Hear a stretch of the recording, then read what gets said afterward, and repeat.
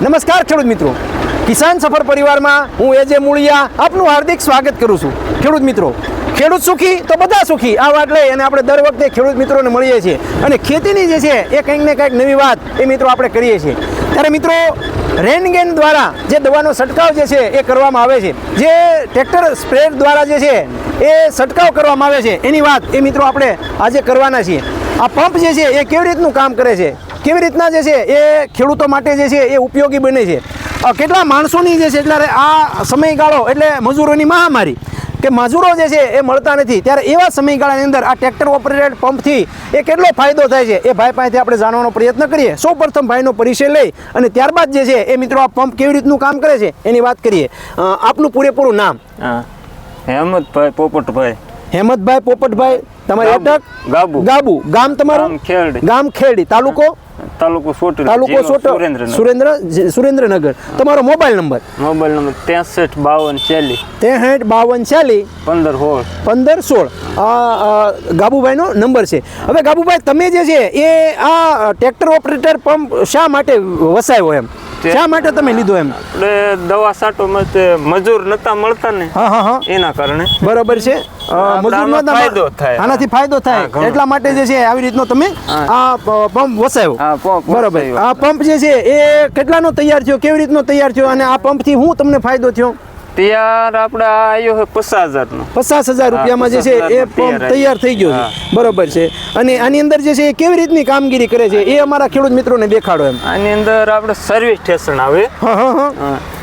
Service station આવે. શરૂ કરી દો, વાંધો નહીં. હવે આ જે છે અહીંયા જે છે એ ચાલુ કરી અત્યારે.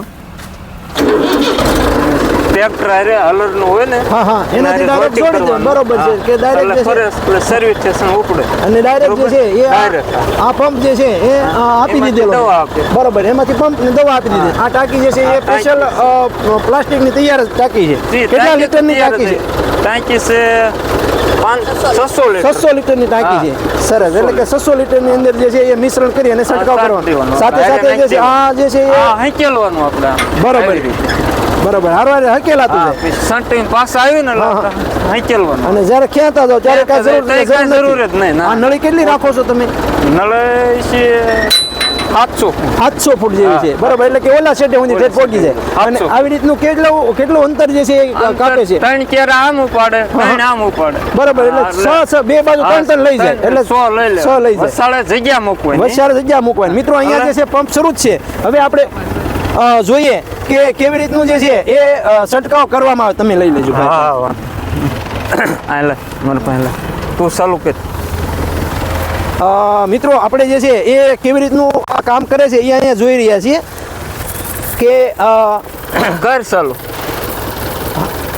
ગાબુભાઈ જે છે એ જીરાની અંદર છંટકાવ કરવાથી આમાં શું ફાયદો થયો છે એ આપણે હારવાર વાત કરો. આવી રીતે 3 બાજુ લેવાય છે. બરોબર ને? બરોબર.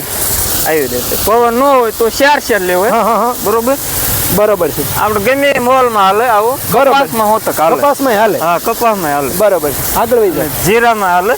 3 આવી રીતે લેવાય છે બે બાજુ. આ બાજુ 1 મિનિટ હાલવા દેજો. આ બાજુ રાખજો ઘડી. આ બાજુ વાંધો ઉતારી. મિત્રો અહીંયા જે છે એ સરસ મજાના જે છે એ કહીએ ને કે ફુવારાથી જે છે આનાથી ફાયદો એ થાય કે ઉતારજો કયો કઈ ખોટર્યું. વાંધો નહીં. ભાઈ આવો ઝડપથી. આ બાજુ વરા નજીક ભાઈ આવો સંજીભાઈ.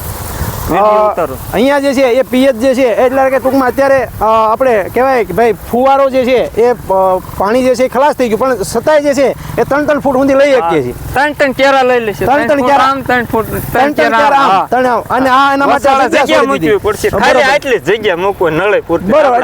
હાલવા પૂરતું રહે. નડે નહીં. બરોબર. એવી રીતના આગળ જે છે મૂકતું જાવ. આગળ મૂકતું જાવ. ટ્રેક્ટર આપણે વાયુ ને એવી રીતે આટલું મૂકી દેવું. જીરાની અંદર અને આમાં છંટકાવ કરવામાં કેટલો સમય જાય છે? કેટલા વીઘામાં સમય કેટલો જાય? બંધ કરી દો, વાંધો નહીં.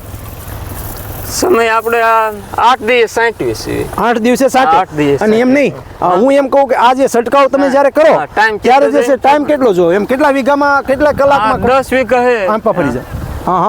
10 વીઘા હે 2 કલાક થાય 10 વીઘા માત્ર 2 કલાકમાં બધું સટાઈ જાય? 2 સટાઈ જાય. આમાં વાર શું લાગે? હા. સર્વિસ સ્ટેશન બરાબર, એટલે કે ટૂંકમાં આપણે જે છે એ હાંકવામાં સરળતા રહે. આખું સરળતા.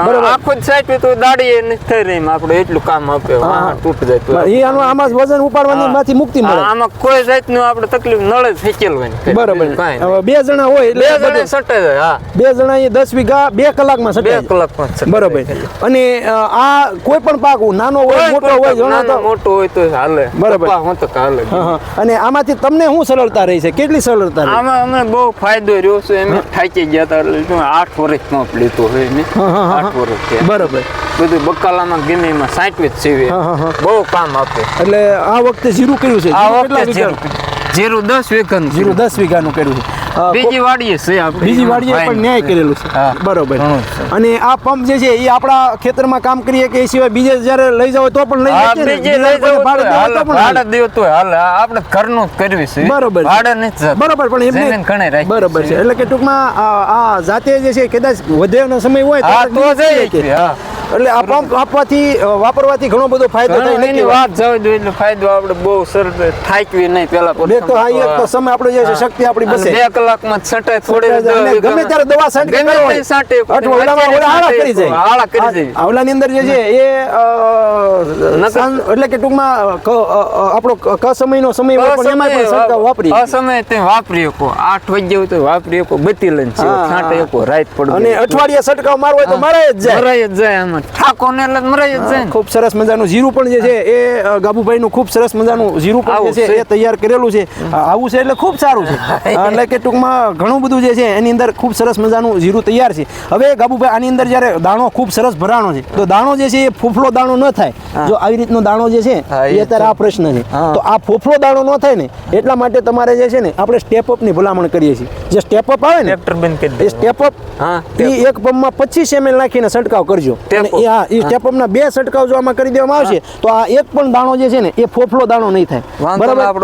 અને એ જે છે એનાથી ખૂબ સરસ મજાનું રિઝલ્ટ જે છે એ તમને જોવા મળશે. અને છંટકાવમાં પણ જે છે મિત્રો આની અંદર આપણે કહીએ ને કે જે વરિયાળી જે છે આપણી જે હુકાઈ જાય વીંજો દાણો થઈ જાય એ દાણો જે છે નહીં થવા દે. બરાબર. ખૂબ સરસ મજાનું જીરું એ મિત્રો આપણે એમ કે ભાઈ આની અંદર ડબલ માળની જગ્યાએ 3 માળ જે છે કમ્પ્લીટ આવી ગયા છે.